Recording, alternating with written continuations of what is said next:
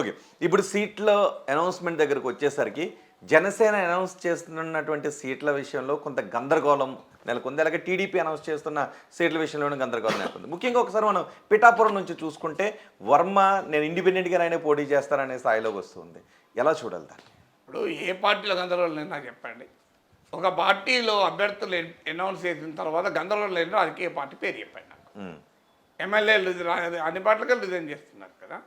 ఇది ప్రతి పార్టీలో ఉండే సహజ పరిణామం. ఇప్పుడు వైసీపీ నుంచి కోటరెడ్డి శ్రీధర్ రెడ్డి ఎందుకు రాజీనామా చేశాడు, ఆనం రామనారాయణ రెడ్డి ఎందుకు రాజీనామా చేశాడు, మేకపాటి చంద్రశేఖర్ రెడ్డి ఎందుకు రాజీనామా చేశాడు, ఉండవల్లి శ్రీదేవి ఎందుకు రాజీనామా చేశాడు, అంటే వాళ్ళందరూ వైసీపీ ఎందుకు రాజీనామా సస్పెండ్ చేశారు కదా. సస్పెండ్ ఎక్కడ రాజీనామా చేశాక సస్పెండ్ చేశారు. కర్నూలు ఎంపీ సంజయ్ ఎందుకు రాజీనామా చేశాడు, బాలశౌర్ ఎందుకు రాజీనామా చేశాడు, వాళ్ళ రామకృష్ణారెడ్డి ఎందుకు రాజీనామా చేసి మళ్ళీ వచ్చాడు. ఇంత పెద్ద లిస్ట్ చెప్పాలి. ఇంకా బోలెడు మంది రాజీనామా చేస్తారు కదా. వసంత కృష్ణప్రసాద్ ఎందుకు వెళ్ళిపోయాడు, సో పార్థసారథి ఎందుకు వెళ్ళిపోయాడు, సిట్టింగ్ ఎమ్మెల్యే మాజీ మంత్రి. సో అందువల్ల ఏ పార్టీలో లేదు గందరగోళం. ఇది మనం ఆబ్జెక్టివ్గా మాట్లాడాలి. గందరగోళం అన్ని పార్టీల్లోనూ గందరగోళం ఉన్నమాట నిజం. వెళ్ళిపోతున్నప్పుడు డెఫినెట్గా టీకాలు రాకపోతే అంటే వైసీపీ నుంచి కొంతమంది నాయకులు వెళుతున్నది జగన్ ఒక వ్యూహాత్మకంగా ముందుకు వెళ్తున్నారు. కొన్ని నియోజకవర్గాల అభ్యర్థులను మారుస్తూ వెళ్తున్నారు. సో అక్కడ ఇష్టం లేని వాళ్ళు అంతే కదా, అభ్యర్థులు సీట్ రాకపోతే కదా వెళ్ళేది. ఇప్పుడు వర్మ సీట్ ఇస్తాను వెళ్ళేవాడు టీడీపీ నుంచి. కానీ ఇక్కడ పొత్తులో భాగంగా సీట్ ఎగ్గాలంత అవుతుంది. ఇది ఏదైనా అల్టిమేట్గా బేస్ ఏంటి, సీట్ ఇవ్వనప్పుడు వెళ్ళిపోతారు. అందువల్ల రాంగ్ ఆర్గ్యుమెంట్ అది. అది ఏదో ఒక్క పార్టీలోనే గందరగోళం ఉంటుంది, ఇంకో పార్టీలో ఉండదు అంటే అనేది. బాలినేని శ్రీనివాసరెడ్డి జగన్కు దగ్గర బంధువు కదా, ఆయనే నిరసన వ్యక్తం చేశాడు కదా. మాగుంట ఎందుకు రాజీనామా చేశాడు ఎంపీ, వేమిరెడ్డి ప్రభాకర్ రెడ్డి ఎందుకు పోయాడు ఎంపీ, వీళ్ళంతా పోలేదా. అంటే ఇక్కడ జరుగుతున్నది ఏంటంటే మీరు వన్ సైడెడ్గా మనం ఎప్పుడూ ఆర్గ్యూ చేయకూడదు. ఓకే, సో క్లియర్ ఇంతమంది పేర్లు ఇంకా చెప్పమంటే చెప్తాను మీకు. ఇంకా మీరు ఇట్లనే మాట్లాడితే ఇంకా 10 పేర్లు చెప్తాను నేను. ఏం లాభం దానివల్ల, ఆర్గ్యుమెంట్ వల్ల ఉపయోగం లేదు. ఫ్యాక్ట్ ఏంటి, ఏ పార్టీలోనైనా సీట్లు రానప్పుడు వెళ్ళిపోతుంటారు. సో దాన్ని ఎలా క్రైసిస్ను మేనేజ్ చేసుకుంటారన్న దగ్గర లీడర్షిప్ ఉంటుంది. ఇప్పుడు జగన్మోహన్ రెడ్డి నుంచి కూడా వెళ్ళిపోయారు. కానీ ఆయన ఏం చేశాడు తెలివిగా, కాస్త ముందు నుంచే ఈ ఎక్సర్సైజ్ మొదలుపెట్టి అభ్యర్థుల్ని విడతల వారీగా మారుస్తూ, సర్వేల ఆధారంగా మారుస్తూ, వాళ్ళను కొంతమందిని అకామిడేట్ చేసుకునే ప్రయత్నం. ఇప్పుడు ఆళ్ళ రామకృష్ణారెడ్డి ఉన్నాడు, వెళ్ళాడు, మళ్ళీ వెనక్కి వచ్చాడు. సో కొంతమంది ఇక వాళ్ళు వెళ్ళినా నష్టం లేదు అనుకున్నప్పుడు వాళ్ళని వదిలేసుకోవడము, అంటే వాళ్ళు ఒకవేళ పోటీ చేసినా కూడా ఓడిపోతారు అని. సో ఈ క్రైసిస్ ఇప్పుడు రాజ్దీప్ సర్దేశాకి ఇచ్చిన ఇంటర్వ్యూలో జగనే చెప్పాడు, మేము ఈ ముందు నుంచి ఎక్సర్సైజ్ మొదలు పెట్టాం, ఎందుకంటే ఎన్నికల సమయానికి వచ్చేవారు గందరగోళం ఉండకూడదు, అంటే వెళ్ళిపోయే వాళ్ళు వెళ్ళిపోయి క్లియర్ అయిపోయి సెటిల్ కావాలి, అన్సెటిల్డ్గా పార్టీ ఉండకూడదు అనేటువంటి వ్యూహాన్ని జగన్ అనుసరించాడు. ఆ వ్యూహం ఉపయోగపడుతుంది. ఇప్పుడు మీరు ఇటీవల కాలంలో అల్లరి లేదు, ఈ అల్లరంతా అయిపోయింది. అది అందరూ టీడీపీ జనసేన అభ్యర్థులు కాదు, ఎన్ని సీట్లు ఎవరు చేయాలి అనే చర్చ రాకముందే వైసీపీలో అయిపోయింది. సో వైసీపీలో పెద్ద తిరుగుబాటు వస్తుందని ఊహించారు, కానీ ఏమీ రాలే. కొంతమంది వ్యక్తులుగా వచ్చిన మాట నిజం. ఇక్కడైనా అక్కడైనా వ్యక్తులుగా వస్తాయి. సో భారీ ఎత్తున మొత్తం పార్టీలు జీలవు. సో వ్యక్తులుగా వైసీపీ కూడా వచ్చారు. కానీ వైసీపీ ఏంటంటే ముందు మేల్కొని కొంత జాగ్రత్త పడి ఒక్కొక్క నియోజకవర్గంలో ఎవరికి అనుకూలత ఉంది, వ్యతిరేకత ఉందని సర్వేలు చేసి, ఆ సర్వేల్లో ఎలాగూ వీళ్ళు ఓడిపోతారు, వీళ్ళ పట్ల బాగా వ్యతిరేకత ఉంది. అంటే యాంటీ ఇన్కమ్ అనేది 2 లెవెల్ ఉంటుంది. కాన్స్టిట్యున్సీ లెవెల్లో ఉంటుంది, స్టేట్ లెవెల్లో ఉంటుంది. స్టేట్ లెవెల్లో యాంటీ ఇన్కంబెన్సీ ఆ స్థాయిలో లేదు సంక్షేమ పథకాల వల్ల. కొన్ని పట్టణ ప్రాంతాల్లో అసంతృప్తి ఉన్నమాట నిజం. కోతలు, విద్యుత్ ఛార్జీలు, చెత్త పన్ను ఇలాంటి వాటిపైన వ్యతిరేకత ఉన్న నిజం. ఈ ఉచితాల పట్ల మిడిల్ క్లాస్లో కొంత అసంతృప్తి ఉన్నమాట నిజం. కానీ ఓవరాల్గా గ్రామీణ ప్రాంతాల్లో ముఖ్యంగా సంక్షేమ పథకాల విషయంలో సానుకూలత ఉంది. సో ఈ సానుకూలత ఉన్నప్పుడు కాన్స్టిట్యున్సీ లెవెల్ యాంటీ ఇన్కంబెన్సీ ఉంటే దెబ్బతింటారు. అంటే ఆ లోకల్ ఎమ్మెల్యే పట్ల బాగా వ్యతిరేకత ఉందనుకోండి, అతను ఓడిపోయే ప్రమాదం ఉంటుంది. అంటే పార్టీ పట్ల, ప్రభుత్వం పట్ల అనుకూలత ఉన్నా కూడా, మీకు ఎగ్జాంపుల్ ఉండవల్లి శ్రీదేవి ఉంది, తాటికొండలో ఆమె పట్ల తీవ్రమైన వ్యతిరేకత ఉంది. సో ఆమెను మార్చిన వల్ల వైసీపీ లాభమే జరుగుతుంది తప్ప నష్టం జరగదు.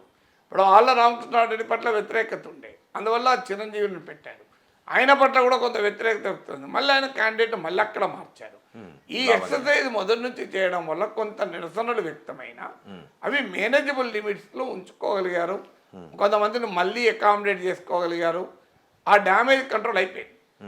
టీడీపీ జనసేన చేసిన మిస్టేక్ ఏంటంటే బీజేపీ వస్తుందని ఎవరో వస్తారని ఏదో చేస్తారని వదిలి చూసి మోసపోకుమా అన్నట్లు ఆ బీజేపీ కోసం పడిగాపులు కాసి ఎట్టకేలకు బీజేపీ జనసేన టీడీపీ కలుసుకున్నాక ఇంకా లేట్ అవుతుందని వీళ్ళు సీట్లు కూడా ప్రకటించారు. 94 టీడీపీ, 24 జనసేన అని.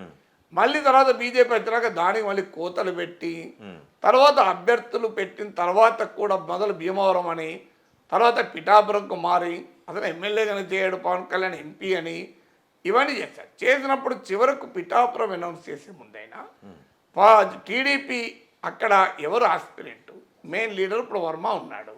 ఆయనను పిలిపించుకొని మాట్లాడి అకామిడేట్ చేసి పవన్ కళ్యాణ్ వచ్చే టైంకు క్లియర్ చేయాలి ట్రాఫిక్ అంతా. ఇప్పుడు ముఖ్యమంత్రి వస్తాడనుకోండి, మున్సిపాలిటీ వాళ్ళు వెళ్ళి మొదలు అక్కడ ఫుట్పాత్ల మీద ఉన్న షాపులు అవన్నీ తీసేస్తారు.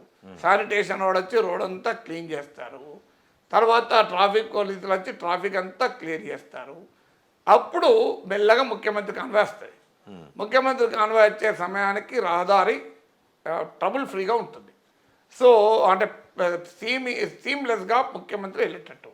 సో పవన్ కళ్యాణ్ పిఠాపురం వచ్చే వరకు ఈ పనంతా టీడీపీ చేయాలి. ఏ నిరసన లేకుండా, ఏ అసంతృప్తి రాకుండా, ఎవరైనా వ్యతిరేకులు ఉంటే వాళ్ళతో మాట్లాడి అకామిడేట్ చేసుకొని వారికి ఇంకో సీట్ ఇవ్వడమో లేకుంటే వేరే ఏదైనా హామీ ఇవ్వడమో, అప్పటికి వాళ్ళు వినకపోతే వాళ్ళని పార్టీ నుంచి పక్క పెట్టడము. సో టీడీపీ ఈ పనంతా చేసి పిఠాపురంలో పవన్ కళ్యాణ్ అనౌన్స్ చేసి ఉంటే గౌరవంగా ఉండేది. ఆ ప్రక్రియ మరి జరిగి కూడా ప్రయత్నించి కూడా చేయలేకపోయారా? ప్రయత్నించిన తర్వాత కూడా వాళ్ళు మళ్ళీ తిరగబడ్డారా తెలియదు. ఆ ప్రయత్నం ఇక్కడ జరిగినట్టు ఆ రాంగ్ జరిగిందా జరగలేదా అని మీకు నాకు చెప్పి చేయరు కదా, కూర్చొని పెట్టి కెమెరాల ముందు చేయరు కదా. జరిగిందా లేదా మనకు తెలియదు. కానీ జరిగింది జరగలేదన్నది అప్రస్తుతం. జరగకూడదు అయితే జరిగింది కదా. అంటే పిఠాపురంలో పవన్ కళ్యాణ్ రాకను వ్యతిరేకిస్తూ టీడీపీలో ఒక బలమైన వర్గం అసంతృప్తి వ్యక్తం చేయడం కరెక్ట్. ఇద్దరు రెండు పార్టీల పొత్తు పైన ప్రశ్నలు లేవనెత్తుతాయి. జనసేనలో అనవసరం అనుమానాలకు కారణమవుతుంది.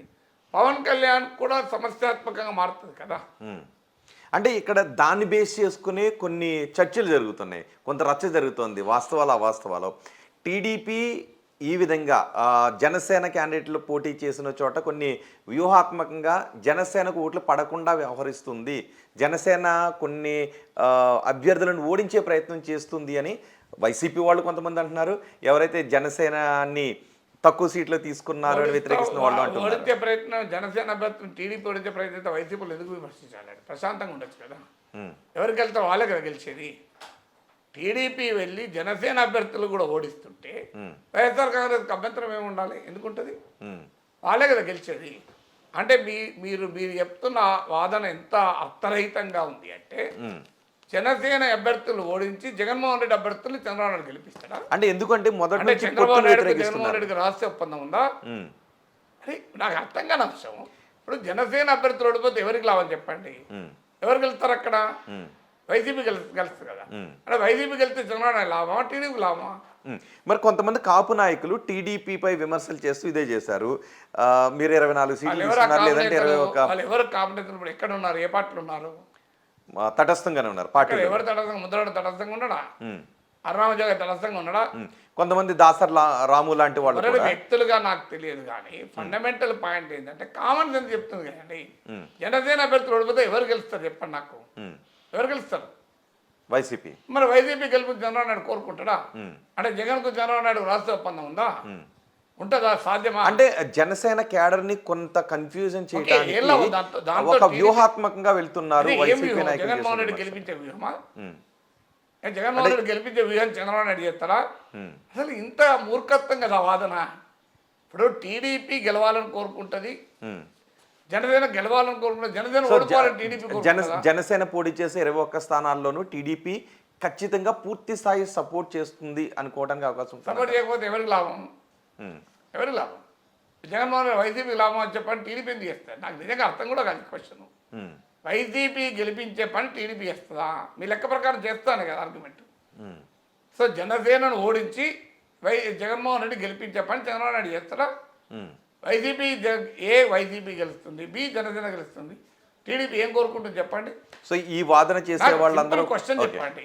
జనసేన అభ్యర్థి ఉన్నాడు, వైసీపీ అభ్యర్థి ఉన్నాడు. టీడీపీ వాళ్ళు ఎవరు కావాలని ఎవరు గెలవాలని కోరుకుంటారు? వైసీపీకి వెళ్ళాలని కోరుకుంటారు ఎక్కడన్నా? అసలు ఏ లాజిక్ అండి ఇది? ప్రాతిపదిక లేదు కదా. సో ఆ వాదన తీసుకొచ్చిన వాళ్ళంతా ఖచ్చితంగా లాజిక్ లెస్ గానే వాదన తీసుకొచ్చారు. వైసీపీ గెలవాలని కోరుకుంటారా, జనసేన గెలవాలని టీడీపీ వాళ్ళు కోరుకుంటారా? ఖచ్చితంగా టీడీపీ గెలవాలని కోరుకుంటుంది. లేదు కదా అక్కడ జనసేన గెలవాలండి, జనసేన గెలవాలి. మరి చర్చ ఎక్కడిది? జనసేన ఓడించి అలాంటి టీడీపీ చూస్తుంది అంటే ఇలాంటి వాదాల వల్ల జనం నమ్మరు. ఇలాంటి వాదాలు సెల్ఫ్ గోల్లు కట్టి ఎవరు నమ్ముతారండి ఈ వాదాలు? టీడీపీలో ఎవరైనా వ్యక్తులుగా తమ సీట్లు రాని వాళ్ళు, వర్మ లాంటి వాళ్ళు తిరుగుబాటు చేయడం వేరు. చంద్రబాబు నాయుడు కుట్రలు పని పవన్ కళ్యాణ్ ఓడిస్తాడు, జనసేన ఓడిస్తాడు, జగన్ గెలిపిస్తాడని చెప్పడమే ఆ మాట. ఒకవేళ అదే నిజమైతే వైసీపీలో ఏం విమర్శ కూడా చేయరు. ఎందుకు చేస్తాడు? వాళ్ళే గెలుస్తా అంటే. ఇప్పుడు చంద్రబాబు నాయుడు జనసేన టీడీపీ జనసేన కొట్టుకుంటుంటే వైసీపీలో ఎంజాయ్ చేస్తారా, కొట్టుకుంటున్నా బాధపడతారా?